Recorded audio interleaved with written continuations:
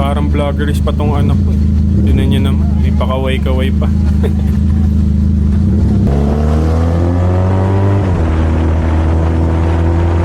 Sobrang special ng ride natin na to ngayon, guys. Kasi first time kong isasakay si Mati dito kay Blake, ang ating Benelli 502C. Nakita niya naman, sobrang nakakatuwang makita yung kasiyahan niya at pamamangha niya sa pagmumotor. Gusto pa nga niya mas mabilis daw.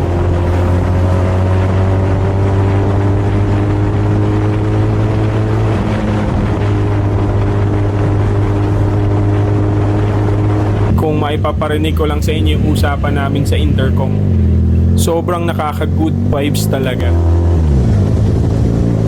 Kala mo tatakpong politika itong si Mati kung makakaway sa mga followers at kaibigan natin. Para sa mga magulang dyan na kagaya ko, ito ang moment na hindi mababayaran. Yung maipakita natin sa anak natin ang ibang anggulo ng mundo at ibang anggulo ng kasiyahan. Yung makasama sila sa mga bagay na mahal natin.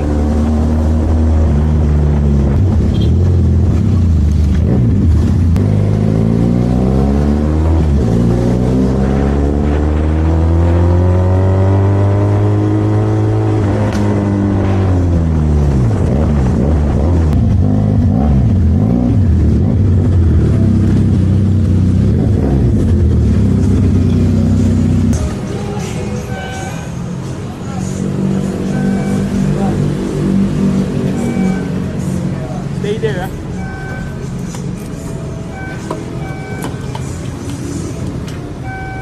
We're gonna have gasoline.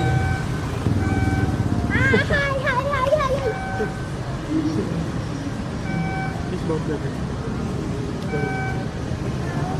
Ow. Kala ko may otong dumating.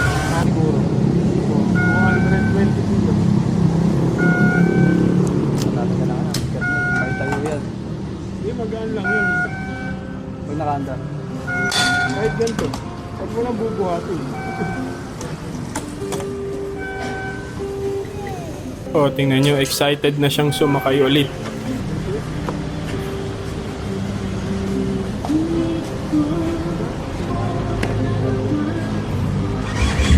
Oh, diba? Gusto niya. Siya pa yung nag-start ng motor.